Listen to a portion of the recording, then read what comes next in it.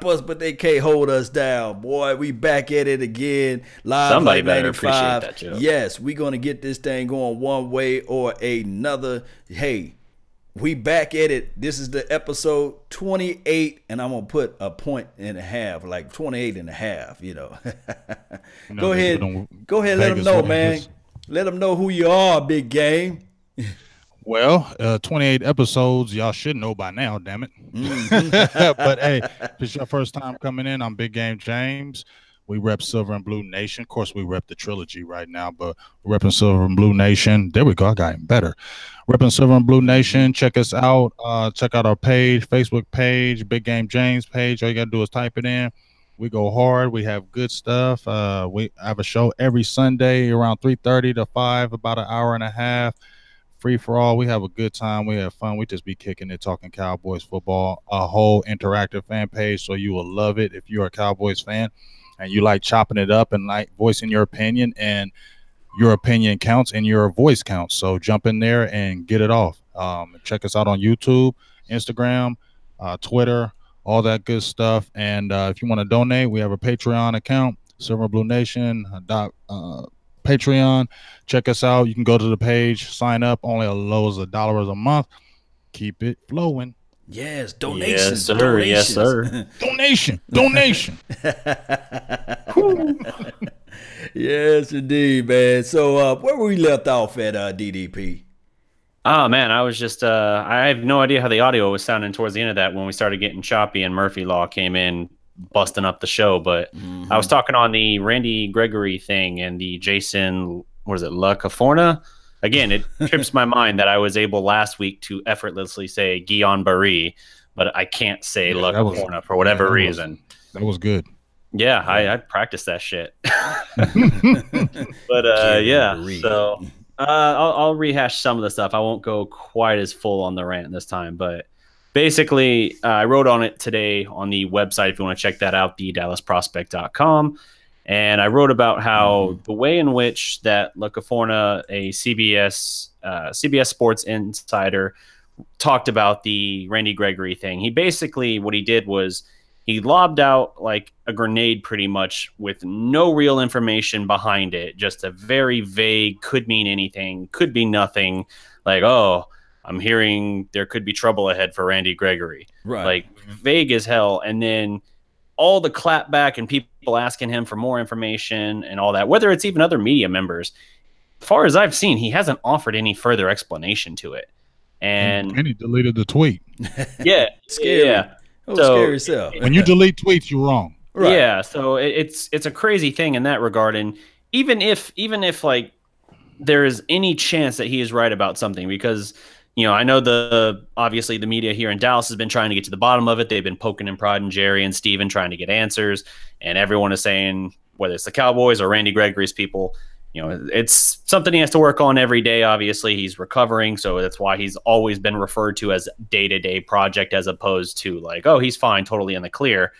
And for them to basically, they're all saying that they think he's in the clear as far as he's done nothing that they know of. As far as they know, he is available week 1 and everything. So even if there is a chance that La Caforna is right about this on some level, like if there is something that just hasn't come out yet, the way he went about it is still bad journalism, because all he's doing is it's basically like a firestorm. Yeah. Everybody and their damn mama, as soon as you say something about Randy Gregory, they're gonna go crazy. Exactly. And that, I mean, how many people, as soon as they saw that tweet, immediately clapped at Randy Gregory and saying like, cut him, get rid of him. This is a waste. Right. Like, I told you guys, like, no, you hadn't even heard anything yet.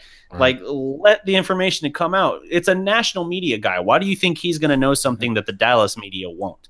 Right. Like, he has no sources here that can give him something better or something earlier than that. Even if a guy, that's a great point. Even if someone at a national level breaks some kind of story, they're just scatter shooting with a topic, and then it's the Dallas media, assuming we're talking about the Cowboys, that like step in, drill down, and get the real facts. Right. So I don't miss me with national media guys thinking that they can like jack the story for themselves. Yes, I feel you. That's a hell of a point. I never really looked at it in that angle. Like looking at the national terms, I mean, it makes sense, because if they do throw something out there like that, it would be wherever state that they're in would get the bottom of this and get the real information, because they're there. They're actually right there, and they're going to let you know. They just throw it out there. And just like you said, that can really, it's irresponsible, because so many reporters do a lot of it. A lot of reporters do irresponsible journalism because they want to have the first thing. They want to be the first. They tweeted it first. Now I can get 20,000 more followers because I made this story first. And a lot of them get so desperate, they jump out there to leap it, and it's not even true, but they just want to get that little bit of, what they call the clickbait or whatever, just to have people follow them and listen to what they say. I was tripping because I've heard Jason, whatever that, I ain't saying his name, but y'all know the hell I'm talking about. But I he's always been kind of a credible guy to me. He's always came out with pretty decent information. Not everybody's right, but to do that with a guy with Randy Gregory, and we know how sensitive this issue is with him right now, a lot of people are expecting him to fail. And that's the truth. There's a lot of people that want him to fail and want to say, I told you so. I told you so. See?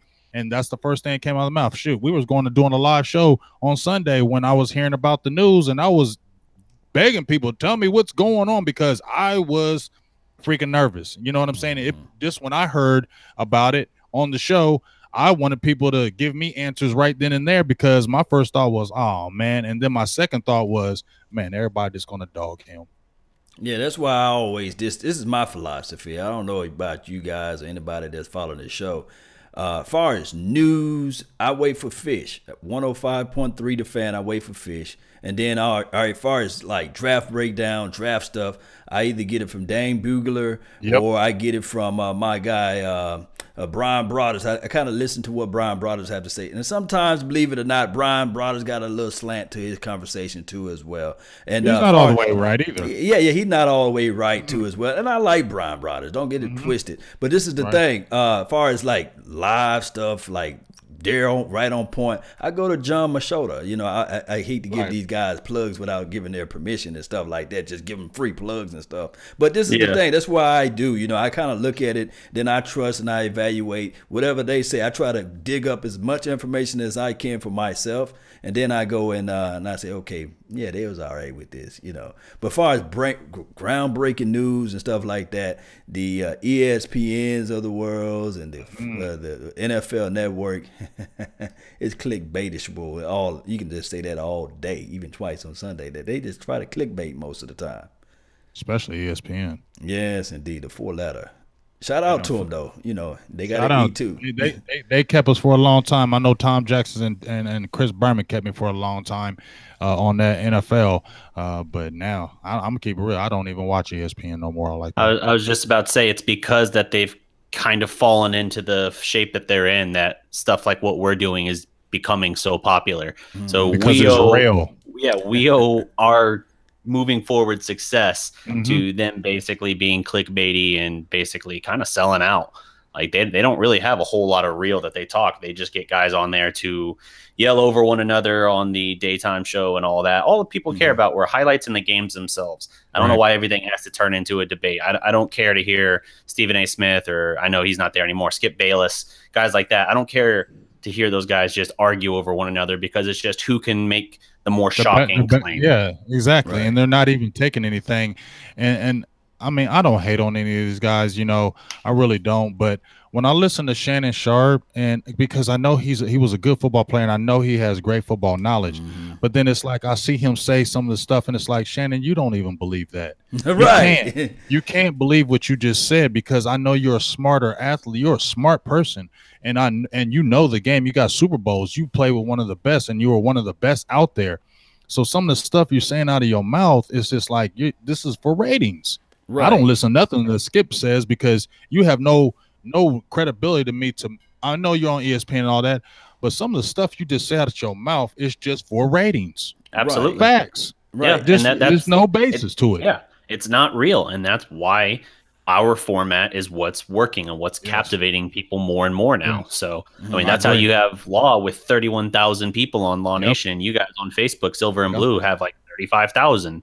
Right. Like, that's why these platforms are becoming popular, because we will say the raw and real thing, and we're not going to spin it for advertising and stuff like that. We're going to say what we see and tell it like it is. Right. And yep, that's the truth. That's the whole truth and nothing but the damn truth, Mr. DDP. Yes, That's indeed. what's up. Laying down the law. Boy, I love to hear this, boy. And we got the law with us here. As long as Murphy doesn't come back. Well, I slapped that hoe. Yeah, man, that Murphy. That Murphy laying down the law too as well. Hey, injury report, man. What you got on that thing, DDP? Well, one thing I was talking with you before our first stream, which kind of went a little off the rail. Right. I've noticed Leighton Vander Esch he's missed the last 2 preseason games with this groin strain. At the time it happened, they told us that taking him out was a little more precautionary. Like, they didn't think it was that big of a deal, but he's missed 2 weeks. And it doesn't sound like he's returning to the practice field anytime super soon. Enough so that there's already been something I saw in the Fort Worth Star-Telegram earlier suggesting he might be questionable even for week 1. So even looking another 2 weeks ahead might not be ready for action yet, which is crazy. I mean, if it weren't for all the stuff going on with the offensive line, Travis Frederick and Zack Martin, the stuff going on with the secondary with Xavier Woods, Kayvon Frazier, it would be a much bigger story that the #1 draft pick for the Cowboys this year has missed a fair bit of the training camp and isn't going to be ready to go week 1. Part of that could also be the emergence of guys like Joe Thomas and the fact that LVE isn't going to step in and be a day 1 starter. So right. I don't know. What do you make of that? That's something that jumped out at me, and I was like, damn, I have not seen him at all. This is the thing right here, and I'm just going to give them one good pass on this because there are tons of nicknames that's generating right now in my little brain about Leighton Vander Esch. But I'm going to give him because of the Taco Charlton experiment and Byron Jones and also the D-Law, all those guys looking like promising now. So I'm just going, and then Travis Frederick. So I'm just going to fall back on this. But if he don't show up next year, I'm going to give him 1 year. And I know a lot of people in the chat box saying, whoa, hold on, Law. You mean to tell me you're going to give this first-round draft pick 1 year? But I can hear the names formulated. Taco. Leighton. Yeah, you got to get him. You got to give him got to give him a year. Yeah. I mean, really, rookies are at least 2 years, but 3 years is really when you find out what the player is. But big game, James. You can't say game without saying big game into that too. You know what I'm talking about? Because you had a chance and the opportunity to get that guy, Derwin James. I call him Derwin Trinidad James. You had a chance to just trade up just a little bit, to get somebody like that can change and make an impact to your team. And you also had a chance to get that other kid that had that band too as well. I think he was picked up. What's that guy? Landry. What's that guy's name?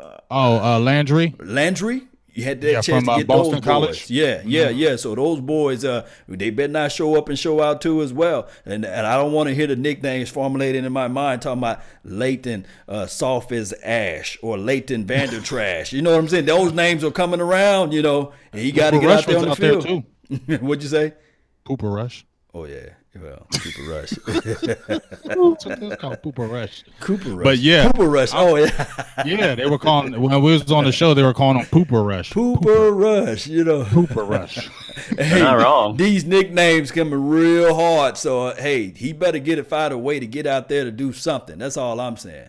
Just show us some type of hope, or show us a possibility. I always say this, not just preach to you guys, but turn to your neighbor and slap your neighbor and tell them, hey, there's hope. And when there's hope in the future, there's power in the presence. And I better have some type of power when you're talking about LVE out there, because we was all at the draft. You remembered Big Game James, how they were saying. That's what I'm about to bring up.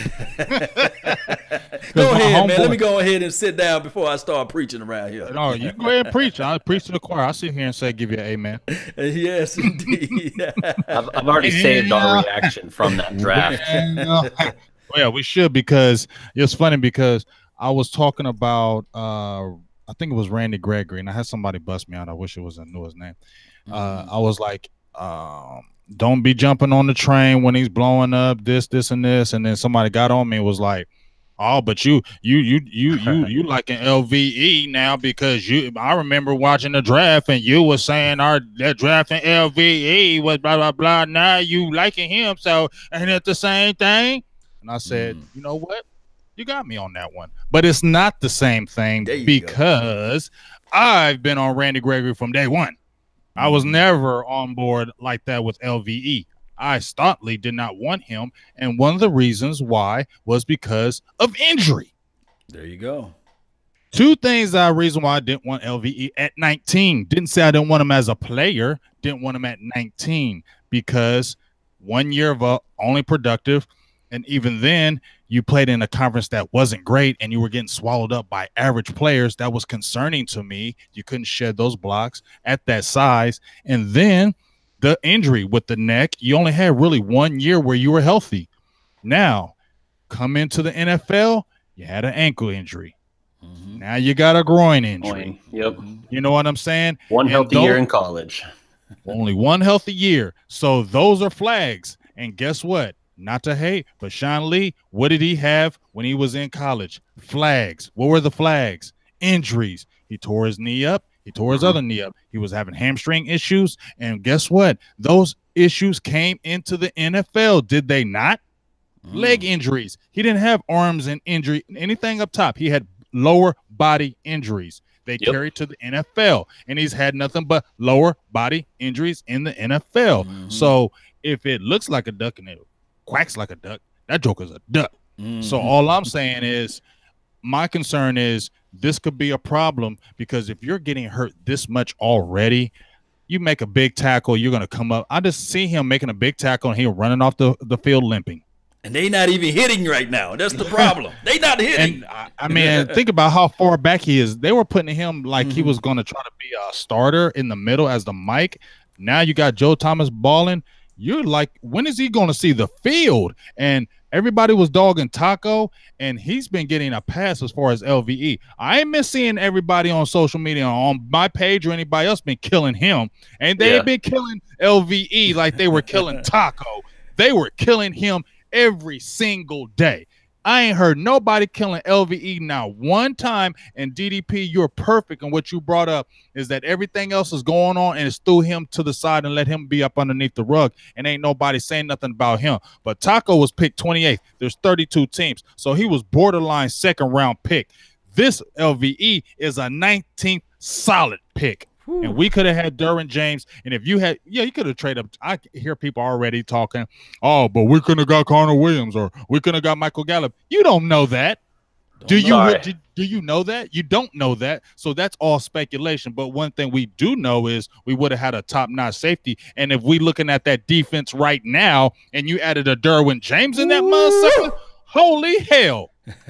Sorry, I just heard DDP, you were perfect. So I latched on to that. Yeah. Hey, man, and they know it, man. And the truth right now hurt because right now we need some safety help. And I know there's 1,184 players that's going to be out there in the market. Fresh meat out there in the market in a couple of weeks. Well, what, next week? Sir. Next week? Next week, yeah. Right, so, let's hit that roll call real quick. Yeah. Since we did that on the last stream, but let's do this one. Roll call. Let me hit the YouTube page for Prospect First. We got first man in, Joseph Candelaria. I hope I hit that one right. Candelaria. We got Gleh in the house. There you go. And Sugar Daddy. Kenneth Haynes, what's up? Eric Donahue, Stash829. What's up? Chris Killens, what's up? Stevie Mac 23, say prime time. DJ Chill Will Evans. Let's see. Anthony Simpkins, what's up? Notification SWAT. Yeah, man. If you guys haven't already rang that damn little bell, go ahead and do that. You're going to want to see this. You're going to want to catch this stuff live when it happens because that's the best way to watch these shows. Make love to the bell. Oh, wow. I didn't take it to that level. Yeah. But oh, wow. The door. Oh, wow. I was over here like, put a little ass on it. If I can be, make love to that bell, man. You got to see that bell down there. Make love to it. And don't forget, too, as well, y'all see that $sign down there on DDP's page. Go ahead and make a donation to help grow the nation. Let's get this thing live so we can have better equipment, better sound stuff, man, so we can have this channel just like the ESPNs of the world and the NFL Network. Y'all like them. Y'all watch them, right? we can be on and that y'all level damn too. sure be paying for them because if you're paying for cable and ESPN's on cable, so you are paying for it. Right. So this is free 99. All you got to do is just make the donation here and there. We're not begging you guys. We just know what it is, you know. It ain't no begging. If you put $1 in for that whole, let's say just $1. I say you don't have to do $1. You can go higher. But if you put $1 and you do that for what, 4 weeks in a month, that's a quarter. Yes, all I'm asking. Come on, damn it. You buy Black and Milds, y'all buy blunts, y'all buy drinks, y'all buy Tanqueray, Patron, y'all buy everything else, clothes, Jordans, sneakers, everything. Help the nation grow so we can do even better for y'all and get that hot stuff for y'all, man. Yes, absolutely. indeed. That's how we doing it, right? To borrow a phrase from Vach, what's he always point to when he's talking about Patreon? A bag of peanut almond M's or no almond M&Ms. That's what he always points to. Man, exactly. They need to send him a check because I'll be going out there looking for them almond M&Ms. You know what I mean? Yeah. y'all get this thing going. He's probably driven up sales for sure. Y'all know how this thing go. I think producer G was in here. What's up, producer G? And my dude Alec. What's up, Alec? Just want to give a couple of shout outs. I know there's not a lot of people I can see because my feed is acting weird. I know one thing. What about Mama T? She's around there. I don't know. Mother Pochok, she gonna get them things for you, man. She gonna get them things for me. But you know, shout out to Sean, Watt, Linda Colazzo, Timothy Zachary, Cassie Pierce. You know, anybody who else jumps in, we love you. Keep on listening and let's keep rolling. Yes, indeed. Shout out to Jay Deuce over here on the YouTube Law Nations 2.0 page. Buck Bureau, the first person. Won one, lost one, second place, man. You second place, man. Got to step it up just a little bit. Cowboys abroad, man. I really appreciate you, man. You one of my Patreon elites, man. I thank you for tuning in. Hey, so what's the next order of operation? Well, we got Jerry Jones dusting off his argument again for an 18-game regular season, wherein you take away 2 preseason games and add a bye week. What are your thoughts, and is this a good idea? Hell yes. Yeah, I'm just so sick of preseason. My thing is, this thing is so long and drawn out. I think that the teams can collaborate. Those teams that are close together, like when we go off to like training camp, like these summer camps or what have you, as competition, I think that they should band together like those teams that are kind of like close in the region. They should have scrimmage games, right? So that take away one preseason game there or joint practices or whatever. And then the philosophy that Jerry Jones, I can't just say Jerry Jones. I got to say Jerry Jones, the philosophy that he have. Yeah, I'm all down for it. I do know that the collective bargain agreement, the NFL players got to give up something. When the NBA guys got together on their collective bargain agreement, look, they came away with some money. Of course, they played more games throughout the season, and I do know that the NFL got this CTE issues and things like that. But if the players want more money, how about proposition it so that you can have a little bit more games, just like you said, 18 weeks, right? And everybody have is he putting out there two bye weeks? An extra bye week, two extra bye week, 2 preseason games, and an 18-game schedule. Yep. I think that, you know, players always talk about, hey, I'm not a part of that benefit as well as you also spread out the games a little more. There you go. You spread out the games, and then on top of that, they can work those bye weeks in with the Thursday night games, and then on top of that, they can have more time with their family. You see, this thing can work out, and everybody can. I guess they can up the percentage. They can go percentage-wise as far as the guaranteed contracts.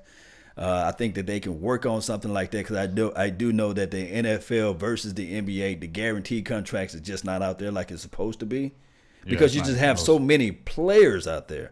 So in the NBA, you only have 10, 15 at max, you know, players on their roster. So it's 15, 15 and max. Then it shortens to 12 for the playoffs. See, you know, so 15, you got that almost on one side of the team, you know, as far as football, like as far as the starting offensive line and offensive side of the ball. So, I mean, it's one of those things where football is like the America's team, like the America's sport, I meant to say. So what they need to do is figure out a way where they get those 18 weeks in, and also they figure out a way to just up the guaranteed money just by a hair. And I think this thing can work out. What are your thoughts? James, I'm here. What are your thoughts on the 18-game season? Jerry's proposed idea. Man, I don't know. I'm kind of those 2 preseason games, right? Right. They got to play because, I mean, I understand how the preseason games need to go away, cut them down. I definitely need that. But we do need a couple preseason games because you need to see the players. I mean, you need to see them. You need to see them against other guys. You need to see them against other competition, not just your players. 18 games, I don't know. I don't know. I just really don't know. I know the players, when I was listening to the players, they were complaining last year about extending the season because they were talking about the wear and tear on their bodies. But if there's an extra bye week, that's good. But I think the main thing is we need to eliminate them Thursday games. So you all out for the Thursday game? Let me ask you this: I don't want them Thursday games because the players complain about it, and they say their bodies are down, they're more injury prone, they feel like things happen more, and I don't really be watching them Thursday games like that. Just keep them on Sundays and let these players rest. They're playing football. For you to play a game on Sunday in the NFL and then go back playing Thursday is crazy.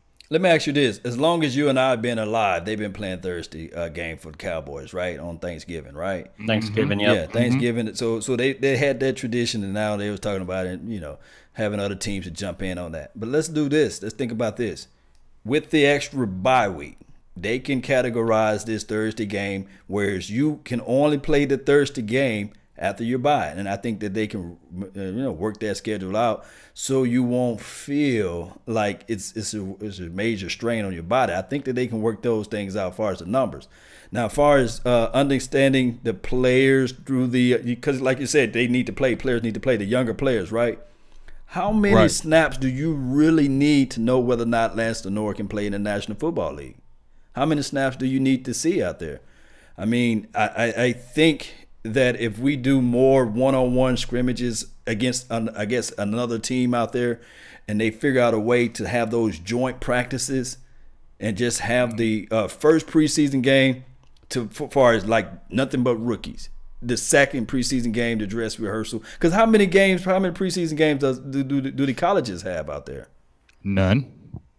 Right. They may open up against they up against scrubs. They open up against scrubs. That's their practice games. They open against those top teams. They schedule those real cupcake teams because that's their practice. I mean, if you have, let's say, DDP likes Oklahoma or Texas. Texas plays freaking Fairmont University. Well, Fairmont University is just getting a big check because they're playing Texas. You know what I mean? But at the end of the day, they're just working their players, Texas, to get good practice. But are you getting a true evaluation of your players in that game? Yeah. Well, you're not getting a true evaluation because you're playing. I agree. I'm agreeing with you, DDP. So that's why I think you need at least a few games. 2 games seems cool. I think 2 is good enough because of the injuries. I'm really worried. I don't like the preseason game, all of them games, because of the injuries. Right. You're playing 4 or 5 preseason games. Injuries happen, and it's always like the last preseason game that didn't matter.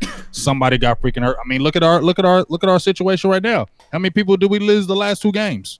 Right. Kevon and somebody else. We lost Kevon. Woods went out. I mean, just Martin got hit in that game. So Byron left for a little bit too. So we had some injuries pile up. So that's just the concerning thing to me with the preseason is just the injury situation. But I definitely feel like you do need to play some other teams to get your feet wet and have some evaluations. I do think you need at least a couple for evaluation. I feel you. So you with the belief whereas you minimize the preseason game and just keep it at 16 weeks. Yeah, I mean, that's what I feel. I don't feel like you need to add games. That's the owners getting greedy because they want more money. Okay, yeah. That's just to me. Why can't you keep it at 16 games and just cut it down to 2 preseason games? I feel you on that.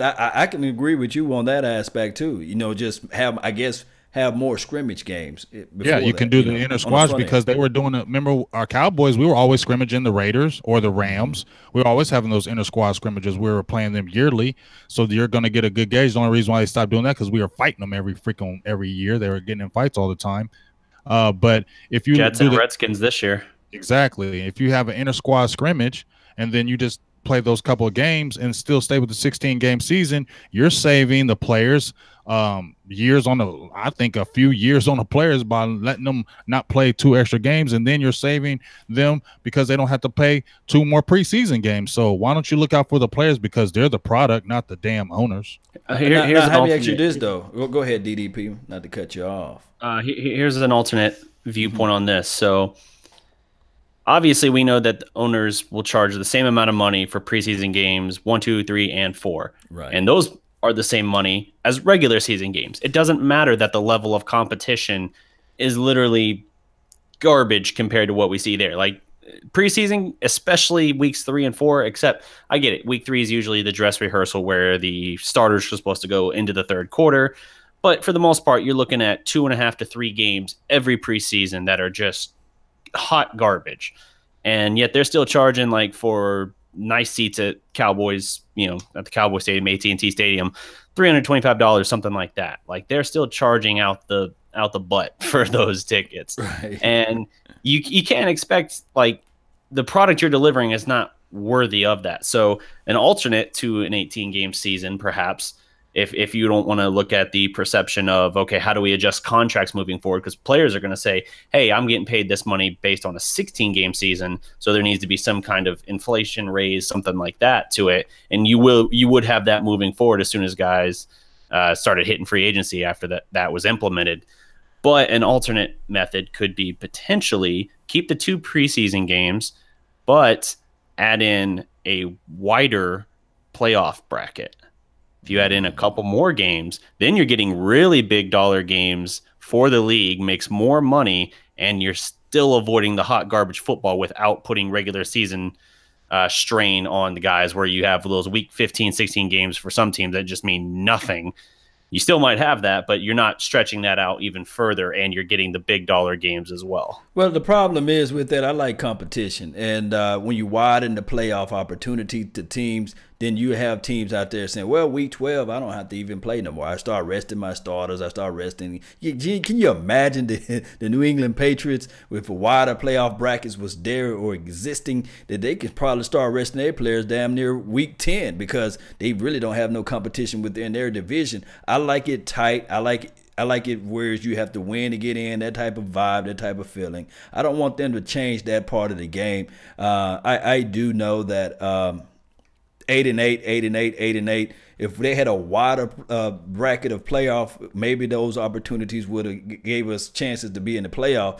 But I don't like that. I like for us to fight to get in. I like that aspect of where it is right now. I just don't want the bigger, wider playoff situation, because the basketball is like that. Right now, I guarantee you guys, right now, you guys can predict the top 8 teams that are going to go in the NBA and hit on all those teams right now. There's no surprise to that element. I mean, you won't go 8 for 8, but you'll probably go 6 for 8. I get what you're saying. Come on, bet, man. Come on, bet it up. I mean, you'll be close, but at the end of the day, I've always thought that we should have a couple more teams in the playoffs. I always thought we only that. get 8. Oh, man, I'm the outsider. I'm the outsider in this. Go ahead. Yeah, chat you don't box. have to be the outsider on that because first of all, what year did we see the New Orleans Saints get to the playoffs, or what team? A couple teams. Seattle Carolina Seahawks. Panthers. Seattle Seahawks 7-9. Yeah, we've had those years. Yep. Really? Like those guys make the playoffs because you have a terrible division and those guys automatically get in? Man, no. I think because it just you get the 4 divisionals and then 2 wild cards? Yeah. No, that makes it damn. You don't win the division, so you only got 2 spots. That's pretty tough to get in there, and then you have quality teams that may not get in. I just feel like you should just add instead of 6 teams, go to 8 teams. I always felt like you should have 8 teams. So, and I feel like with 8 teams, will we make it to the playoff last year, 9-7? Yeah, I think we would have, because we were right there, weren't we? It was the last couple games when we got knocked out. I think Atlanta and Seattle. That Atlanta. When Atlanta won, Seattle, it knocked us out. But we had 8 teams last year anyway. We were down to the very last game. True that. But I think the Seattle game eliminated us completely. Yeah, that was what took us out of the running. And for the record, even if we had won Seattle and then won Philadelphia the next week, we still wouldn't have gotten in because Atlanta won. Because that Atlanta game, right? Because that Atlanta game would have killed us. Please. Yeah, so I mean, going back, peeling back the scalp, man. But let's see. Okay, so if we were at the right there at the cusp, what was another team that was right there with us that just barely missed it? Raiders were in contention, but they were falling out hard at that point. The Lions, the Green Bay Packers, I believe. So you're going to tell me if you had 2 more teams added in, it would have been us and Green Bay added in. Let's say we both would have got in on that. Let's say, just say that you really wouldn't have watched the playoffs then? Part of my thinking on if you expand the playoffs is you take away that bye week for the 1 and 2 seed. You go 1 versus 8, 2 versus 7. I mean, that's entertaining at its best, you know. Recent years have shown having a 1 or 2 seed in the playoffs. Now, I guess lately, isn't guaranteed. But if you think about it, last year was a Super Bowl matchup of 2 1s, and I guess lately it has transpired more favorably in that way again. But for a stretch there, you had all the wild card teams making the run. It was about getting momentum, getting hot. And if you had to sit out that week, I mean, ask the Cowboys. You sit out that week, you start slow, and starting down 21-3 to start the game in 2016. Hey, let's play the game. Yeah, I don't know if it's feed on my end. Let me check this out. Murphy Law try to enter in. Because, I mean, it just seems like whenever we take that daggone week off, we struggle. Yeah. I mean, when we won in 2014, we didn't take the week off. We kept that momentum rolling. We played the Redskins. We played the Redskins, mashed them. They thought we was just going to rest. We came right through and went hard. You know what I mean? Thought we was going to rest our starters in that Week 16 game. Came right back and went hard, and we played good. Even though that was a lucky win, because if we didn't have the penalty, we probably could have lost that game. But I just feel like whenever we take a week off, it's not good. I want to. If I'm an NFL team, I understand the resting, but this is the playoffs. You know what I'm saying? Right. This is the playoffs. You're trying to get to the playoffs and win a Super Bowl. I want all the momentum I can. I want to keep on moving. I want to keep going, because it always seems like when you take that week off, unless you're a super dominant team and that team you play with next week, it just seems like you always come out flat. Yeah, I agree 100%.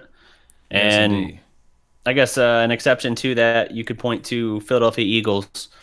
They were the walking wounded, and despite having the bye week, still stayed hot last year. So rare exception, but for the most part, that is how it has transpired in recent years. I think AFC is, a little bit different with the Patriots in there. They've been able to get in, but with them being the exception rather than the rule, I think if you look at years in which they haven't gone, it's been much more about the teams that don't have the bye pushing into that picture. Yes. Let me do an audio check on my end. Hey, are you guys able to hear me pretty clear? Or got you, Crystal. I hear you great. Yeah. All right. So I just got bad feed on my end. Let me. You guys go ahead and continue the conversation while I unplug my deal and plug it back in. All right. So let's see here. James, any Woods to start at safety week 1? I mean, I kind of figured Woods was going to miss at least a game. It always seems like in football, leg injuries keep you out longer than arms, hands. It seems like you can play with a separated shoulder or a bruised hand. You know, you get a groin or a hamstring, calf pull, you can't do nothing. So those injuries are a little more tender than, when I saw Frazier, that groin area. I mean, back in the day, I used to always get mad at players. But I was like, why in the hell is this dude not playing? He only got a damn hamstring injury. He should not be out no 4, 5, 6 weeks. There's no way that should be happening until I pulled my hamstring really bad. Then I found out, okay, I'm going to shut the hell up and I'm not going to talk about these players anymore, because you get a bad hamstring injury, that's like a 5, 6 week injury. And if you don't manage it and just don't... Hold on. Y'all guys able to hear me at all? Because they got no audio. All right. So, no audio on my end. When you try to do anything on a bad hammy, it's just going to prolong the injury, and you can't gauge those injuries. Oh, I think the crowd is who can't hear right now. Yeah, they can't hear. Y'all can hear. We can hear much. They drop. All right, hold on. Hold on for a second. Let's see what we can do to get this thing back. Murphy Law, man, that's what it is. All right, so I get no. Yeah, let me see what y'all stay the same, and we're gonna pick this thing right on the nipple. Right on the nipple, right on. So we're gonna do. We're gonna at the end and pick it back up. It's back up though now. You guys should be able to hear me now. They might have to jump back in and things like that, but OBS fell off on us. We should people still in the comments, let us know if you can hear. Yeah, but they're gonna drop off and they're gonna come back in. So it's one of those things whereas we should be back live on all platforms now. Let me know if you guys can hear us. You guys know that it's one of those things. So we live like 95. Money making mall said we back in this thing. What about on y'all? Sounds like we're good. We're good. Yeah, everybody give me thumbs up. And we kept the same stream going, so I think we're all sweet. All sweet here. Yeah.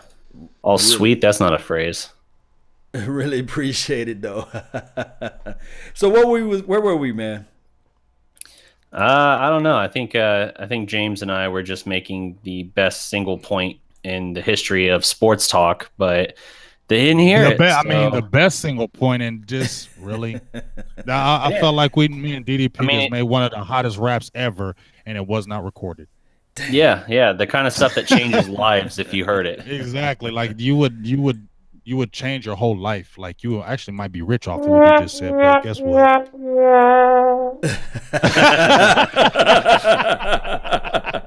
Yeah, it's one of those days, man. It's one of those days, man. Hey, we live like 95 though. We can remake those points back, man. I thank those who out there that's been following the channel. Everybody, y'all know who this is. It might not bring the power it did when you first rapped it. Yes, indeed. It's like an unwrapped burrito. You can say, "You want this burrito?" Nah, bro, it ain't wrapped. Oh, hell nah. Me and DDP was talking about the Woods and Frazier injury. Like what was because when you saw Frazier land on that shoulder, that looked kind of hurty, but it looked like you'll be okay from that. But when a guy gets up and he's pulling that leg and he's dragging, you're like, oh Lord, you know what I mean? Are we gonna do the Earl Thomas? We got calls for more drops. This might be the bad night. And then we have other people saying they're never calling law for tech support. Hey man.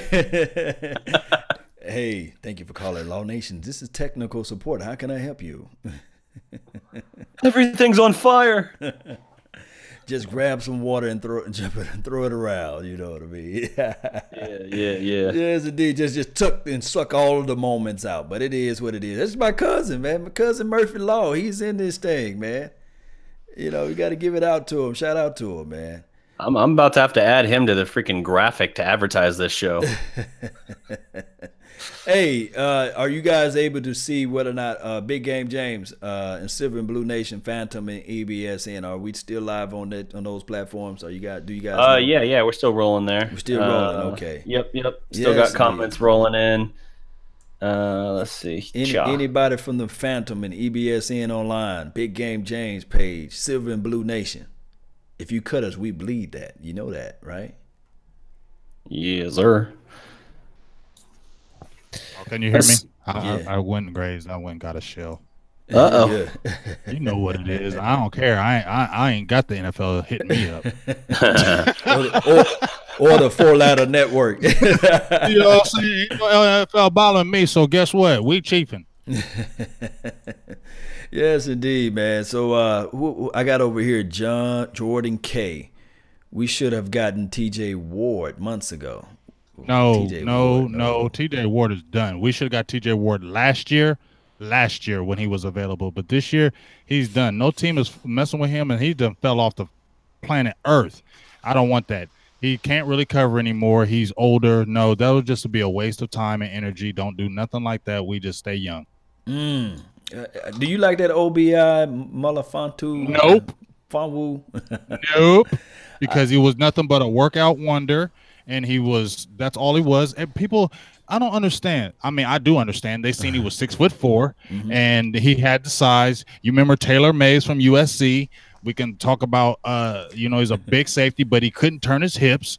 Just because you can run a straight line and jump a 40-inch vertical doesn't mean you can do those things in football. You got to have hips. And they were saying he was stiff and he was injury prone. No, why would we get him? There's no point. What's he going to do with us? I'm high on this other 6'3" guy. He wears number 23 for our team. You know it, Robinson. He's going to be good. Yeah, and now he was on the starting lineup from. I checked out a tweet from John Machota. He had kickoff team and punt return team. And I saw him like these are the guys I look for like on tape. And when we doing like the kickoff and punt return, I'm looking for that first guy to get down there. And I saw number 23, and I saw this number 48. Do you know who wear number 48? Joe Thomas. That guy, my God. Monster. Monster. Monster. Go out And there. you And know You what's know so who wears weird? number 49? Yeah, I know. Olawale. Jamez. There we go. Jamez Olawale. That was my jersey number contribution. But you know what's who crazy to me went about number Phil 53? Thomas? March Lillard. Did you Yeah, see Mark that hit Lillard. that boy? Bam. I almost just said Lillard. I was like, wait, there's something for it. We're gonna play the numbers game and don't cheat. Who's 41? Cal Q. There you go. There you go. Yeah, but what 19. you about to say about my guy McKay? And I hope you guys not cheating in the chat box. Don't cheat. We ain't cheating. We ain't cheating. You got to be watching the tape. Trust the tape. I mean, they're on a 20-second delay from when we say something to they hear it, so I'm going to assume they're not cheating. They not putting it down in the chat box, so I guess they don't know who those numbers are. Unless they just start listing off every jersey number in the chat. In which case, I mean, I'll take that it. The Robinson. comments will blow up this video in the algorithm. But I like that Robinson kid. I got to see him at camp. He's a legit 6'3".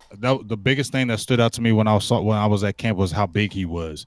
Like he was towering out there when he got on the field. He's a big kid. I wanted to see if he was physical. He wasn't really getting in the mix, but toward the end, he looked like he was getting in the mix. And now when I watch him in the games, he may not be making every tackle, but he seems like he's around the ball a lot. And you made a good video of him, breakdown tape of him, and that's when I saw all the guys that were the undrafted guys. He was one of the guys I was really liking because of the size, and he just like he had a little bit of a moxie. So I know one thing: he's on the team. He's made the squad because he, like I said, he's on first team kickoff. I believe he's on punt returns, and he's already one of the backup safeties. How do you not make the team? You know what? when I did the film on him, when I started looking up his tape, and it was him against Boise, the blue team, the Cowboys scouting team. He played against that team, and there was a few passes that his player, his contemporary, wasn't in the right spot. And when I saw him just get into the face of his same player and said, "Hey, you belongs here, you belong there." As a defense, I love it when the defensive guy does that. That means that he's showing some type of like that dog mentality, that leadership role, whereas he can get into the face and he's trying to be perfect out there. And I like that. There's no such thing as perfect, but you can always just try to shoot for being the best and practice make improvements. So out there, I know for sure what's going on internally in his mind. He got that leadership mindset to say, okay, I may be a rookie now. I may be undrafted now, you see, but damn it, I'm going to try to learn everything I can learn to beat out number 37. I'm going to try to beat out number 41. I'm going to try to beat out number 35 now, you see, because he tasting the leadership role. And as a rookie, whether or not he got there through injury, whether or not he got there just putting out there all of his mind, heart, and soul and sinew out there. But now, I'm not saying that he's going to be like the next Ed Reed or anybody out there. But I like the fact that he just out there playing fast and elusive out there and taking chances. Yeah, well, like I said, he's Chris Richard definitely will coach him up more than anything else. So I see Frazier, Robinson, Heath, and Woods. There you There's go. our four right there. And those other guys they brought in, like you said, I didn't even show them videos because they ain't going to be there. Hey, and did you see that big run that they got on that guy that we picked up from Seattle? Jaron, Yes. I said, man, Jaron Johnson. Jaron Johnson. He gave up that big run. He came in at the wrong angle, and I thought, like, is that J.J. Wilcox done snuck up on the team? I actually somebody yesterday asked, should we get J.J. Wilcox back? Man, don't ever bring him back. I don't care how much better he played. He did play a lot better the last year when he wasn't starting. Right. You know what I'm saying? Dallas should have never drafted him in the 4th round, a converted running back to safety in 1 year, and you pick him in the 4th round. Right. That was dumb. It's crazy. That was dumb. Didn't have Big Game James running back for more. You feel me? And I mean, you probably was wondering why I'll he's show taking myself them, out. taking them bad angles, probably because he's thinking he's a running back again. Yeah, probably. He's like evading the contact. Oh shit. Exactly. Hell yeah. All right, what else we got on the docket, DDP? Let's see here. I wanted to mention this is looking a little bit ahead here. As concerned as we are with the Cowboys' offensive line, it looks like we're at least being fortunate in our draw for week 1 because the Panthers' offensive line apparently is a bit of a disaster. Bad shape. I forgot about 3 that. tackles hurt, interior issues. They got a decent right guard, but I mean, you really can't ask for a better week 1 matchup considering our own state. It sounds like this is going to be kind of a battle of the defenses, and man, if our defense is healthy, I like our chances. This would be a very nice, impressive test for the team to come out immediately and show that their defense is going to lead the team now. Look, I'm going to try to give you guys the ugliest face I can give. And this is how this defense is going to look. That bend. Just go ahead and tell them, man, what Randy Gregory going to do with D-Law and my boy. That damn bend. You know what he's going to do with that damn bend. I mean, you saw first 3 plays of the game, sack. Yeah, see my face, you guys. This is gonna be like I'm gonna be like this the whole game. Like that defense is gonna get out there and just make all types of just wreck that doggone Carolina Panthers offensive line because they got those backups or the backups of out there, and we do know the best thing that you can do to Cam is to keep him inside that pocket. And if you keep Cam, that big Cam inside that pocket, and we can get off those edges, it's going to be nasty. I just can't wait for week 1. I just can't wait. I know I know you guys sitting there saying to yourself, okay, this offense haven't showed us anything during this preseason. Maybe the defense, everybody been saying the defense gave up no points at all, and everybody remembering this Cardinals game. But this defense here, the way I just can't wait to Cheeto. How can anybody really remember the Cardinals game when we had Cooper Rush starting? You feel me? Like, I don't even look at that. I mean, let's really look at it. We played 3 preseason games, right? We played the Niners where our first team offense went in there and scored just like that. Right. We played the Bengals. They didn't even do anything on us. We moved the ball at will against them when we really wanted to, and we didn't even have freaking Zeke in the game. So I think people just really need to calm down about our offense because we ain't showed anything. Zeke ain't played the whole damn time. We really ain't had the whole offensive line the whole time. Dak played just a little bit. You get what I'm saying? Like, people need to calm down, and especially don't even count that Arizona game. We had Cooper Rush starting. So when you had Cooper Rush starting, you should already threw that out the window. Cooper Rush for 100. Cooper Rush for 100. So people need to calm down about our offense. We ain't had Zeke. We ain't had our full complement of guys. I do feel better with Joe Looney out there, but Travis Frederick has been doing some light working out, some things of that nature. So who knows when he can come back? He may come back earlier. We don't know. But I did feel only main person I was looking at, one of the main people was Joe Looney, how he's going to look at getting that pocket up, pushed up the middle, doing on his pulls. He had a couple of times where he pulled out there. I think that screen pass where Rod Smith almost got that first down, Looney had a hell of a block pulling on that. So Cooper flush. That's a next Cooper step. Flush? Cooper flush. Jay Pharma D just took it to the next level. But one thing I know for sure, Cooper done learned this, and number 45 done learned this. Thou should not tempt thy Peterson. Number 21. You should not tempt that guy. I don't know what he was thinking about, throwing that late pass to number 10. People need to read the scouting reports. When Cooper Rush came out of college, they said he was a smart kid. He had like a 4.0. Good at reading and anticipation, but he had to do anticipation throws because he didn't have any kind of arm strength. Even though he was a bigger kid, he didn't have arm strength. They said that's one of the reasons why he didn't get drafted at all, because of his arm strength. Now, when you seen them throw that pass, those aren't easy passes when you're throwing out in those flats. You have to really have some arm strength to whip that ball that way. Or if you don't, it's going to sail. When you saw when he threw that ball and he didn't have the arm strength, a great cornerback like a Patrick Peterson is going to see that, and that's an easy ball to catch. If you're any kind of cornerback, I play cornerback, and you know a guy that can't really whip that ball over there, that ball is so soft when it comes in your hands, you can just catch it in motion and do just like what he did because there's no power behind it. So when everybody's talking about Dak, I can't throw the deep ball, and everybody was sucking on Cooper Rush last year, loving him like he was the next Tony Romo. And I damn sure posted that on my page in that game, like, we're all them Cooper Rusher lovers now. Because y'all damn sure was calling for some Cooper Rush when, Dak Prescott wasn't doing good. Cooper Rush is the next Tony Romo. Cooper Rush is the next Tony Romo. Now these same damn fans are saying, cut him. Let's play Mike White. You know what, Dallas fans, and I ain't hating on all y'all, but Vosh, just like you said, 80%. 80%. Because some of it don't make sense how 1 minute y'all love Cooper Rush and then the next minute you want to cut him. Make up your damn mind. I said from the beginning he was a backup quarterback for life. Never will be a starter. He will never start 16 games in the NFL ever. Man, those words from the big game James. I mean, we're talking an undrafted rookie out of where again?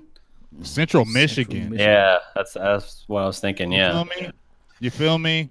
Hey, man, I feel you on that. But Mike White, this is the thing. This is my assessment on Mike White. The guy, he throws with anticipation too, and he's I'm talking about it. He got a good arm.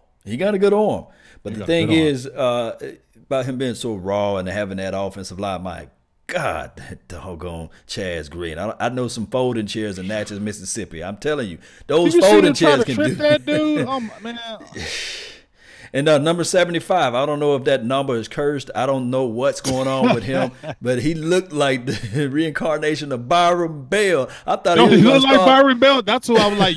Are you Byron Bell? Or I think when they pulled the face off, like in the Scooby Doo thing, they're like, Mr. Blah blah blah. And I would have got rid of it if it wasn't for you meddling kids. That's what they didn't do with Byron Bell, because he looks just straight, just go. That boy, I said, man, both of them, they left Cooper. I'm about to say Cooper Rush, but they left Mike White out there to die. That's what I'm saying. And people can't get we can't get a good evaluation of Mike White when he's getting killed. He has no time. And actually, I mean, his completion percentage, he was like 17 or 22, still getting murdered.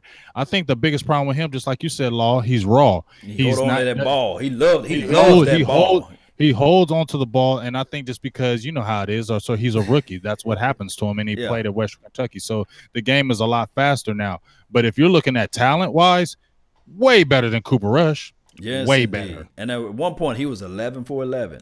And it's just one of things. We need a veteran, Teddy Bridgewater. Go get him. Teddy B, if he's out there, you go snatch him up. Don't even think about saying, okay, we don't want the competition with Dak. You go snatch Teddy B. Go snatch him. I've heard that they have no plans on doing that, and they keep insisting that they're set with their guys. But man, I don't know. I don't know what the price would be for Teddy Bridgewater. Is he guaranteed that $5 million? Because I believe he's $5 million on the books with the Jets. So. Is he guaranteed that? I believe so. Yes. Automatically got to pick up that salary. I'm pretty sure. Yes.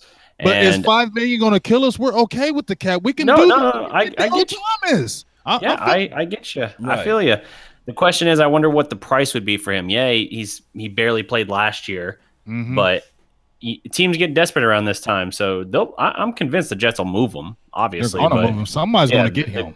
And if Dallas isn't willing to part with, what would you rather part with? If you had to spend, let's say, a second rounder. What would you rather spend that on, Earl Thomas or Teddy Bridgewater for a backup? You see what I mean? If you got one, if you got one swing, you take the starter. Take the starter and pray that Dak stays healthy. And if he doesn't, hey, Garrett just has one more excuse. He already got him. We so close with this damn defense, man. And I can only That's what imagine, pisses me off. I'm salivating at the mouth because we have the defense we've been wanting. We have a running game. We got a quarterback who can make plays. How many times have we seen teams win with defense, have a good offensive line, quarterback was good, great running game. Seattle Seahawks. I keep coming to them. Seattle Seahawks, and we have Chris Richard on our team. I'm just saying. When you see a Trent Differ, a Brad Johnson, and Eli Manning, you see those guys winning Super Bowls or Super Bowl. I mean, come on now. This defense, that's all we got to do is just get this defense together. Come on, man. If we can get this, they got to get that coaching together. Garrett's got to make those calls. Just like when I watched the interview when Colin Cowherd had DeMarco Murray on there. Did y'all see that interview? I haven't seen that one. It was right when DeMarco Murray retired. He had him on. Colin had him on the show, and so he was just asking Murray, about his life, his NFL life, and he asked him about the Cowboys, how his experience was, and he was talking about Jason Garrett. And basically Murray kept it real. One thing I know about Murray is that he pretty upfront when he talks. He doesn't pretty much sugarcoat things. But the main thing he was saying was the players respect Garrett, and he is a motivator. And a lot of players that have said they've been around him say he does motivate them. But one of the things he said again was he does lack in the in-game situations. We were having those same feelings in the game when it'd be a critical call and he would take too long to process information. I think that's what it is. I think the game goes by so fast that he's such a thinker that he thinks too damn much and he doesn't think quick. I'm trying to think of that. Quickly think. There it is. Quickly think. Like, let's say we got a challenge. You know what I'm saying? He always takes forever. You know what I'm saying? Or if it's a big play, he's sitting over there and we're like, come on, make this call. And it's just like, it's always delayed. Like he's always thinking too much on the situation. Just make the damn call and let's move on. Yes, indeed, man. I got him up here now clapping.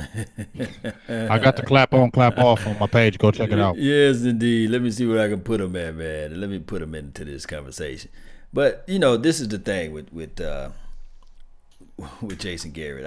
It's so easy for us to have our reservations on this coaching staff, and I can hear Vach Lombardi right now saying, "Oh, you guys are part of the 80% now." You know, coaches can't go out there and make plays, but it's something about a coach that can, you know. I do know that a lot of people saying the antics of what Chris Richard did is not needed out there. You know, that's not for a head coach, but there's something about firing a coach, man. If we had Bill Parcells, let's just talk about this. If we had Bill Parcells, right, and Lenore dropped those passes or fumbled the ball, what do you think would have happened to Lenore or Jimmy Johnson? Oh, he'd have been cut because he's already a borderline player. So he wouldn't have had the opportunity for the second fumble. Yeah, if I had that first one. But I feel what they were saying. I like the fire of Richard. In hindsight, watching it now, when you see it, you're like, you probably shouldn't have. Maybe you did a little bit of the sensationalism on there. Maybe the cameras were on you and you wanted to get a little bit of showtime. I think that's what it was a little bit. I'm gonna be honest with you. That's just how I felt about it. Like you're doing a little showing off because you know you're the man right now. So you know what I'm saying. You don't think these guys play to egos and play to the fans? That's a lie. You know they do. So to say he didn't, I think he may have because, I mean, they weren't really doing anything on us, you know, offensively. We were killing ourselves, so it wasn't really like for you to scream at them like that. You know what I'm saying? Yeah. And I wouldn't really want my head coach doing that. I'm gonna be honest. I wouldn't want my head coach doing that. Because that's not necessary. As a head coach, you have to keep your cool. So I think that was a little off base as far as that. But at the end of the day, I do think that kind of fire is needed for us because how many times we would just come off the field and everybody's just sitting there and nobody's saying anything. And then we just kind of like go through the motions and we just look defeated again. And that's the one thing I like about him and that fire, because so many times when we get down, we put our heads down and then it's like we almost just take the loss. And I want our team to continue to finish the fight like we've been having that mantra for how long? Forever, man. And I just say we should not just finish the fight, start the fight. And at this point, Randy Gregory got that sack. You can feel this. I was looking on TV, the whole building just like exploded, right? For those in the chat box and those who are in the Facebook panel, if you was at the game, just let me know how it felt when you was in that building, when you saw that brother get inside and sack the quarterback, and how everything was just like, oh, wow, this team is there. It's there. This is the feeling. This is what it feels like to have a dominant defense. And then they punt That's the ball. What we all been waiting for, then they punt the ball away. And then all of the air escaped the building. They said, there go that team we used to. Yeah, I don't really, like I said. I know it's preseason, but I just don't want to see this come week one.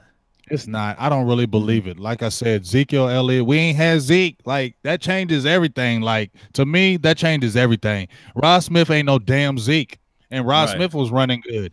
You know, and he wasn't, like, super impressive to me, but he was still churning out them yards and against them. And imagine if Zeke was in there. Man, that changes our whole game because you will focus on Zeke. Now them bootlegs. Now those guys are going to be open. And the biggest thing to me right now, we're we haven't talked about this, or I don't know if you have, is this damn tight end situation. Oh yeah, we need to talk about this. I know we're getting long in this stream, but yeah, let's go ahead and touch this thing. I mean, it's concerning. I mean, I'm concerned about the tight end situation. I mean, Blake Jarwin, he can catch. I mean, he's good, but he's okay. He's not great. Put it like this, I ain't not to cut y'all, but in these 3 weeks, in these 3 preseason games, who showed out the most? It's just forget who can run routes. Jeff Swain and Jeff Rico. Swain showed out the most, right? Yes, and Rico was probably right behind him. Okay, so are you comfortable? As far as catching. Because we just don't really know. I think I know this right here. Rico can block better than Chaz Green. Yes, he can. I'll probably give you that. Well, hell, I mean, did you see Dalton Schultz in that last game? Vaguely, he didn't look good at all. Yeah, he didn't. Vaguely. He dropped the pass. He missed a couple assignments. He didn't look great at all. And I mean, watching Dalton Schultz these first 3 games, he's not ready. He's not ready to see the field at all. So if he's not really ready to see the field, and he really needs to be on the practice squad for real. And I heard a lady, and I wish I knew her name. She brought out something really good, that she was saying that Dallas got desperate on that 4th round and picked Schultz because when Jason Witten retired, they got desperate and went for a tight end to try to reach, because that's when Philly went after Dallas Goedert. You get what I'm saying? Yeah. So Dallas kind of reached on that pick because when Witten said he was done, we got to get a tight end. We got to get a tight end. Not saying Schultz can't be good, but he's just not ready. So if you're going in there with Swain is good. Blake is okay. What are you going to do with Rico? Who can you sneak on the practice squad? You can put Dalton Schultz on the practice squad. Ain't nobody taking him. Well, I don't think somebody will take him. But you know how it goes. They're going to like, he was a 4th round pick. Let's take a swing. That's why they're not going to do it, because he was a 4th round pick, and that's that BS. Yeah, because I was sitting there streaming like, my guy.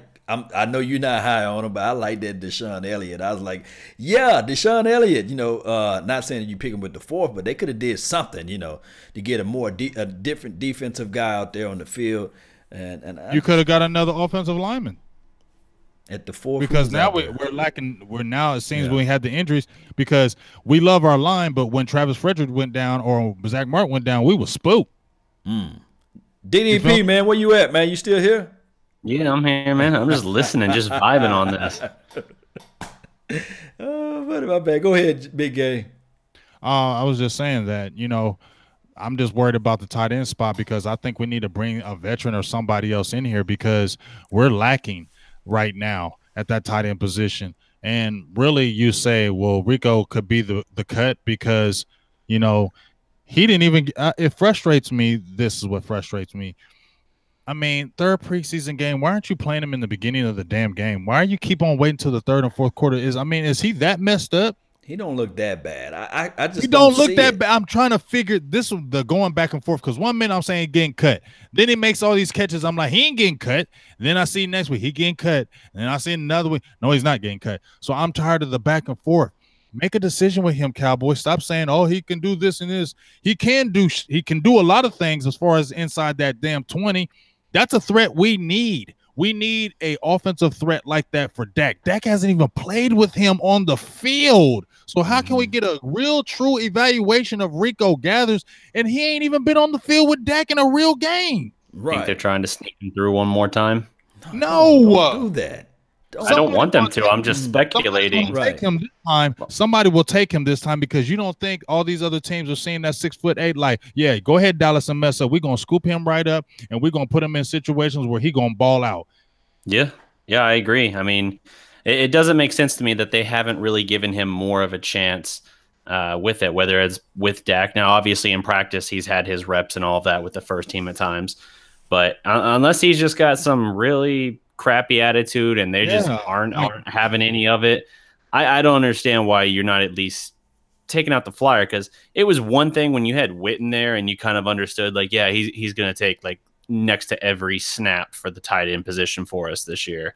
And unless we go 2 tight end set, in which case we're probably looking more to block anyway, which isn't a Rico strong suit necessarily, then, there's really no opportunity. It's not like that's the case anymore. With no tight end stepping forward and really claiming the job, it's bizarre that they have not really gone to him. I thought this would be a year that, like we said going in, it's a put up or shut up year. I was leaning toward him putting up. Yeah.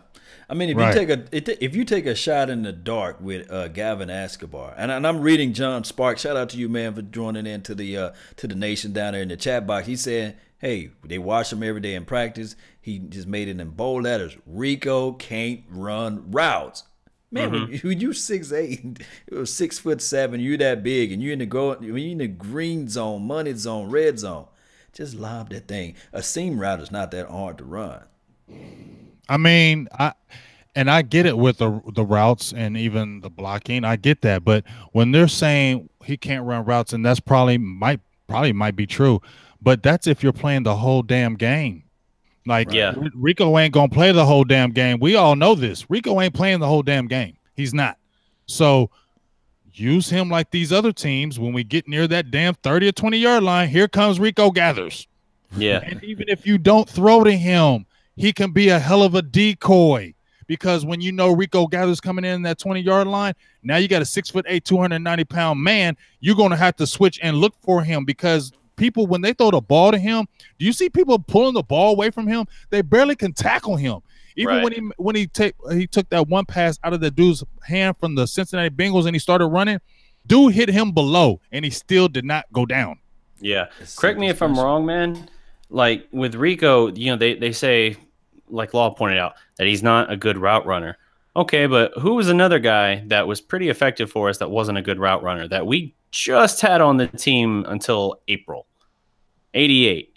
Dez wasn't a polished route runner by any means, but if you're talking like he's supposed to run a route 12 yards, but he cuts it off at 10, or he's a little bit out of position and he's just in the general area, like he's not good at the precision route running. All right, fine. But if you got a guy with Dez, you had a guy who could go up and win jump balls, and as long as you put it where he could get it because of his athletic ability, he could get it and no defender really could. That's all you needed. Rico has that same ability. Right. He's literally a rebounder, like a basketball player. Yes. To him, that's just straight getting rebounds, and he's 6'8", playing with a bunch of dudes guarding him that are like 5'10", 6 foot, maybe 6'1", 6'2" at best. Like, it's one of those things where he is like a man among children in those situations. So even if the dude's not a great blocker, you got to think maybe that can improve a little bit with continued work. But if he's not a great blocker, fine. If he's not a great route runner, fine. Just run him. If you're running him in the red zone, that dude is a jump ball threat that even if he doesn't draw, like, he'll draw extra attention at the very least. Yes, right? He can be a hell of a decoy, because when you see him in the game, you're going to have to keep your eye on him because he's too big. Remember when DDP, when we played the Seattle Seahawks and they threw that pass to Jimmy Graham, and who was guarding him? Jordan Lewis, and he just pushed him down like a little flea. And what's the knock on Jimmy Graham? I just want to know. He doesn't have Drew Brees making him Jimmy Graham anymore. What I'm saying is he a great blocker? Is he? No, he was never, the same mold. He was a terror. He was only thing was a receiving threat. He never blocked. Never blocked. Never blocked. Never. Yep. But guess what? Was he nasty? Because they put him in the right spots, and you had Drew Brees too. That makes a big difference. But at the end of the day, we all have to agree on this. Rico is a red zone threat. We all have to know that. And if that's the case, then he's not playing all game, Dallas Cowboys. I get it with the blocking and the routes, but we can't just cut him and because he's a threat. And you don't think we got Zeke? We're inside the 20, right? We got Zeke. Let's flare Zeke out, and then you got Rico on the same side, and then maybe like Gallup. Yes. Correction here in the comments, people pointing out Rico. It's not that he's a bad blocker; he just doesn't get the assignments. He keeps messing up the assignments, and Jerry has said that as well. That's true. That is a technicality, but it's still not much better. I got so mad. That's bad, because if you're missing your blocking assignment, chaos will happen, and that's how your quarterback gets killed or something like that. I got so mad earlier today on 105.3. The fan Brian Broder said, "Hey," he said the exact same thing that you just echoed and just lamented, the fact that he don't learn assignments and stuff like that. And he said, Brian Broder said, well, they scared to put Rico out there because he can get somebody killed, right? He can get a quarterback killed. You got Chad Green out there. Yeah, I'm sitting like, boy, did they see number 79 out there? You really just said that, Brian? Brian Broder, go back, and I think it's on 105. I hope it's on demand. You guys can go back and listen to what he said. And I said, like, well, hold on. So 79 don't put the quarterback in an uncomfortable position. Hey, this is the thing. I think that for sure, although Rico may not understand and know the playbook, the guy didn't play football since the 8th grade. But one thing I can say is if it's he can't run routes or he can't learn an assignment problem, then that's, to me personally, a coaching problem. You coach that man and say, hey, on this play, all I want you to do is just shoot upfield. I don't want you to touch nobody. I don't want you to get in the way of anything. Just run straight up the field, and that's your classic seam route. It's exactly how it sounds, up the seam. And now the next play, I want you to run a post pattern, a skinny post, meaning you're going to run upfield 10 yards or yards and cut to the right. That's all I want you to do. When you get 10 yards, lower your hips, shift your body, and cut to the right. That's all I want you to do. And then when you get into the money zone, we can start opening up plays like 22 personnel. We can even pull out a 13 package, the 13 personnel. We can still run up the jumbo 23 personnel. And all we want you to do is pivot your body, post up, just run to the goal post, post up like you're trying to crash to the rebound, and look for the ball. If he can't do that, I think it's going to have to fall on coaching. I hate to say that, and I do know that coaches don't run plays, but it got to be. It's not that hard. Football is not that hard. Trust me, it's not that hard. It's not that hard, and I know they're not giving him the whole damn playbook like you're going to know every damn play because you're not playing the whole damn game. You're doing those three plays, those three routes right there. Yeah, you're not playing the whole damn game, so I'm like, you have to memorize everything in there. You're not even playing the whole damn game, like for real. We know what you're in there for. And when every time he gets in, he makes plays. That's the thing. That's the only thing I stare at, why you would not cut him. I said that, he may love his music better. He may not love football like that. That might be true. But all I know is this. When he gets in the game, he's always making a play. That's why I don't want to cut him. Hey, when he gets in the game, the opposition got to make they got to make a choice. Do I sub in a safety, or do I sub in an extra DB to cover him, or do I trust my linebacker to take Rico out of the field? And the moment I see the linebacker, he gonna eat the linebacker up if he just tell him to run up. Rico, although people say he's a little slow in the foot, you just don't. This is the thing, coaching staff. Don't think that when you put Rico out there, you give him the Y option. Don't do that. That's too many things going at his mind. Don't think that he can run that Y option play. Just go back to what I said earlier. I just wish I could just tell him, hey, when it's red zone, money zone, just tell the guy to run up the seam. That's all we need. I'm done. Yeah, agreed. He's better than Chaz at this point. Is he better than If Chaz Green's still on this squad after that 53-man cut, how is he still there now is what I want to know. Is it just a camp body at this point? I would think he has to be a camp body. He has a pulse, so he's there. He has to be. Yeah. But you know how Dallas is, DDP. They stubborn. When they draft somebody, they don't want to cut them to the last minute because they don't want to admit mistakes. Oh, it's more than that with him. He's going to be, like, of the Jason Garrett era, the first, like, considered premium pick, a top 4-round pick that gets cut. He's going to be the first significant one, and it should have already happened. The fact that we're hanging, like, I don't know how he made it out of Atlanta, honestly. Like, I'm telling you, because they don't ever want to admit they are wrong on them picks. You're right. They do not want to do it. They will hold on to that damn pick to the very end. They're going to do it with Dalton Schultz. We all know he should be on that damn practice squad because he's not ready. Yeah. But they ain't going to put him there because they're going to be like, oh, but that was a 4th-round pick. So in 2016, Chaz Green looked serviceable in the spot duty that he had, and then 2017 he got wrecked by Atlanta, and it looks like he has not recovered at all from that. I don't know if it's mental or health or both or whatever. All I know is I don't want it. I'm done with the experiment. I just don't think he cares anymore. I mean, that's just straight lazy. And when a dude gets past you, trying to trip him. You know what I'm saying? Yeah. And you got a rookie in that first game when he went against San Francisco, and that rookie just came up underneath him and mauled him and threw him out the way, and he's trying to tackle him before he gets to the quarterback. You damn near 3-4 years in the league, and you're letting somebody beat you like that, and you're trying to tackle them. Man, that's an embarrassment because when you see stuff like that, that shows me a player does not care. The player does not care. I don't care what anybody tells me. That player does not care. You've been in the league long enough to know technique. You've been in the league long enough to know what to do by now. how the game goes. And you're doing that type of shit and getting your quarterback and running backs hurt. That's some bull. Yeah. And then y'all gonna keep holding on to him. And then Brian Broder says Rico can get somebody killed. I seen the picture when Chaz is getting done up, and then all I see is Mike White's helmet. I don't even see him. I see 2 Arizona Cardinals swallowed him. You know what I'm saying? Wide receivers wide open, like wide receivers are wide open, and then and then the dude, he every day out cramping, or he got some kind of injury, fluids, cramping every day. Like, what are y'all saying to this dude? Does he know? Is he messing around with somebody with Jerry's family? Is he? Man. Does he have a cousin or something? Because that don't make no damn sense. Why you still on the roster doing that kind of stuff? And you're playing against like weak. You're not even playing against top dogs. You're playing against super average players to below average, and they're killing you. Now, if our guy gets hurt again, and you got to come in, and you're playing against premium players, hell no. Yep. Yes, indeed. So as we close, in closing, because I know we've been running for a long time. In closing, what are your final thoughts? What are we looking forward to this Thursday? Just real quick, what are we looking for Thursday? Man, nothing. Yeah, Thursday, I got you nothing for Thursday other than the end of preseason. As for a more general thing, something I saw this tweet earlier today, and I kind of wanted to echo it a little bit because it seems relevant.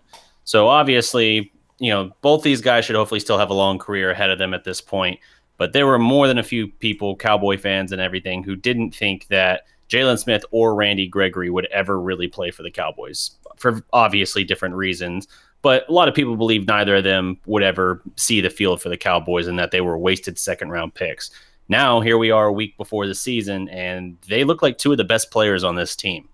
Like, assuming that Randy Gregory, that all that stuff is nonsense, nothing, and he's going to stay on the field, he looks like he could be he looks like he could be that war daddy, or at least war daddy light to go along with D-Law. So if you got that 1-2 punch, and then you got Jalen back there looking anything like Notre Dame Jalen, then this defense can be good. It can be very good.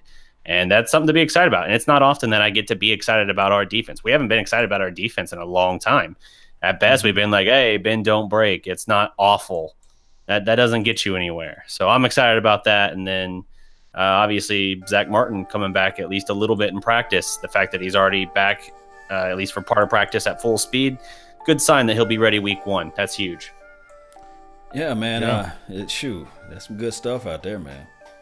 I feel you. I think the only thing I'm looking at is just come out of there injury-free. No major injuries coming out of that game. I'm not really because I think they've already decided who they really want. That 4th preseason game is just kind of get through it. Like DDP said, I mean, not to be sounding old, but damn, I've been following them boys since them 70s. And I know how much better Dallas is always good when we have defense. When we won them Super Bowls in the 70s, I watched that doomsday defense. I watched them guys. And we had Tony Dorsett and Roger Staubach and all of them. But what made us click was that damn doomsday defense. When I saw us in them 90s, we had Emmett, Troy, Michael, all-star cast on that offense. But we got better when we got that defense. When did we start winning? When we got Charles Haley. Wow. Because Jimmy Johnson was like, we need that missing element. And when we got that defense solidified where we were everywhere, it made our team so much better. So I'm so happy because I am a defensive guy. I've been fiending for it forever. And now to see it finally materialize, and then to listen to DDP talking about Jalen Smith, and then the tweet with Randy Gregory. Randy Gregory was the truth. He only fell because of the weed. That's it. Because he was a top 10 pick. He had that type of ability. Jalen Smith was a top 10 pick. So we have top 10 picks that are those type of guys. Then you, like you said, DDP, DeMarcus Lawrence, and if David Irvin gets any kind of his mind right, and he comes in after week 4, are you serious? Yeah. Are you serious? When then you can slide a Tyrone Crawford in. You can slide a David Irvin in. Then you got Randy Gregory. Then you got DeMarcus Lawrence. And then you can still slide Taco in there. You know what I'm saying? Antoine Woods is balling out. Oh, my gosh. And then, like you said, Sean Lee right there. We ain't even seen Sean Lee. You see what I'm saying? That defense was looking Rex Shop and Sean Lee didn't even play. Because number 40, Xavier Woods didn't play. You guys want me to hit those numbers again that I mentioned? I think I mentioned them in the stream before James was on here with us. So it's limited action here. We're talking about 39 snaps so far this preseason, and they're not going to play the starting defense for the 4th game, obviously. So 0 points allowed, 63 defensive passer rating, which is 10 of 19 passing for 78 yards. 2.2 yards allowed on the ground, 17 attempts for 38 yards, and 38% third down conversion rate, which is 5 of 13. So that's again, it's a small sample and it's preseason, but considering that they didn't even have like the complete defense out there at any given moment, really, that's really saying something. And I think that the front end of our defense is good. If we start having, knock on wood, injuries at all, and we have to start going to some of these reserves, then I get more nervous. But if we're healthy, relatively healthy, I feel pretty damn good about this defense this year, and I did not feel that last year. Yeah, that speaks volumes, man. If we can get this defense better on third down defense, hey, we're 8th overall. That money down. If we can get off the field, and then you get the ball more to this guy to do this all day. Eat Zeke. And Ezekiel Elliott plays a major role to this defense too as well. Time of possession. The more we have the ball, the less time they have the ball. And they're going to start pressing. They're going to start passing more. And, you know. That's when we get those situations, those sacks, the strip fumbles. That's what we've been missing. Remember, third down, we get a big sack, strip fumble, turnovers. We've been always preaching on, you know, Marinelli preaches those turnovers. Even that year, 2014 when he came on board, we didn't have a great defense, but we had a lot of turnovers that year. Our defense wasn't good, but we had a lot of turnovers. So it was serviceable and got us to the playoffs because we turned the ball over a lot on the defensive side. So if we can create turnovers as well as sacks, man, it's just we just pin our ears back. When you can just pin your ears back and you don't have to worry about anything else because you know they have to throw the ball, it just makes you that more effective. Yes, indeed. And we're going to be greedy. We're going to keep that ball, man. Hey, James, tell them where you from, man. Tell them where they can find you at and all this stuff, man. Hey, well, once again, appreciate you guys for letting me come on and grace my time. You guys are lovely. I love y'all to death. But check us out on Silver and Blue Nation, Big Game James. You check us out on Facebook. Just type it in, Silver and Blue, not the A-N-D, but the and symbol. Check us out every Sunday. We got our show Sunday afternoon, 3:30 p.m. to 5 Eastern time. We kick it, super interactive, fans. Whatever you got to say, jump in there. And if you got that knowledge too, we respect it. We'll give you the shout out. We'll give you your name. It ain't about us on the air. It's about the fans. It's about the people. So whoever's got Cowboys knowledge in there, jump in there, because we're going to let you be able to have that platform, because this is what the platform is for. The voice of the fans. Silver and Blue Nation. Check us out. Ooh, in one stream, James has called me perfect and lovely. I'm just yes, Randy Watson, yes, DDP off the top ropes. I just like lie in the weeds, waiting for the moment to strike. That's all. It doesn't matter if it was something you said Cobra 5 minutes ago. I'm still there waiting. He was just sitting there like, I got you. Yeah, diamond cutter out of nowhere. But yeah, no, definitely tune in to Silver and Blue when they do their shows on Sunday. Subscribe to them. If you want to check out the DallasProspect.com, we got you, your home for Dallas sports and all things pop culture. Follow us on Twitter at Dallas Prospect. We're also Twitch, Instagram, Facebook. We're everywhere. I mean, if you haven't already, subscribe to the channel. We're putting out Cowboys and Mavericks content like clockwork. And we're going to be doing a lot more stuff in the near future too. I got a bunch of stuff coming up for you guys that'll be really, really cool to check out. So if you want to support us on Patreon, absolutely do. I've been overhauling the setups of that. I'm going to add in a whole new set of features for whether it's Patreon exclusives or early access, that kind of stuff. I'm going to set all that up. If you want to join us at the $1 level, get all the early access stuff, all that. So even if you just come in at $1, you're still getting early access, and you'll get some exclusive stuff as well as discounts towards Dallas Prospect t-shirts and things like that. So check it out. And if you like what we do, your support is greatly appreciated. But yes, indeed. That's all I got, man. Yes, indeed. Hey, follow their pages. Hey, there's a like button. Hit that button. Smash the like button. Do that for me. And also, make love to the notification bell. Ooh, I was guys hoping know. that something followed that. Yeah, He said make to that. love. And you just He really he let that one linger. Yes, Yeah. yes. That's making I everyone think- a little uncomfortable. I think he was forgetting the word after that, so he held that love until the notification came in the You head. just gotta do it nice and slow. That's all he was trying to imply. You are listening in Like to when the you- Love when you Hour. click Nice that and bell. slow. When Nice you- and yeah. slow. Yeah. You click that bell, click slow, and hold for a while. Watch Oh it wow! vibrate. draw it You're out. getting very porno on here. Watch it vibrate. I am an angel, sir. Hey, when you press that notification bell, the bell just shake and rattle all night long. Okay, he's the one going. He got porno on his mind. That's why you gotta love the silver and blue. You gotta just bathe in it, dive in it, jump in it, make love to the silver and blue nation bell, baby. Hey, Go ahead and guys, make know love where to to. that bad boy. You better make love to them bells. That's how we gonna get 6. That's how you gonna have a baby. You gonna have the 6th bell to come out of there. And I'm talking about that Super How much Bowl yak has he ring. had? You guys haven't He seen had me some drink yak. one at all. He had some of that from overseas imported. Yeah. Their white hand, huh? That white hand. Yeah, that white hand. Shout out if anybody overseas and they get some of that white hand, let me know right now. Shout out and give it to shout out Law because hit that's me his out. present to him. Yes, indeed. sir. It is what it is. You guys already know.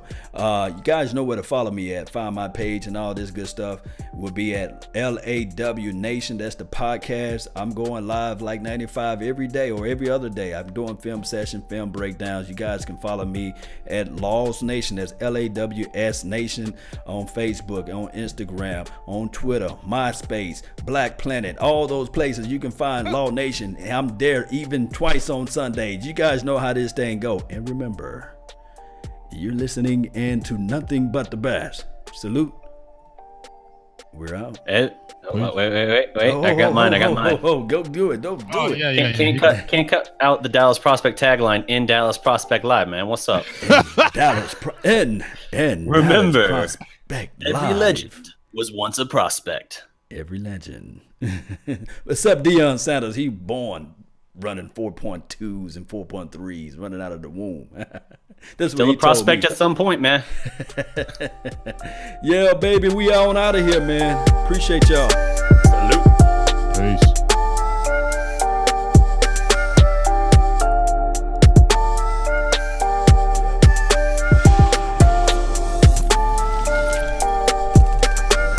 Salute. How about them Cowboys?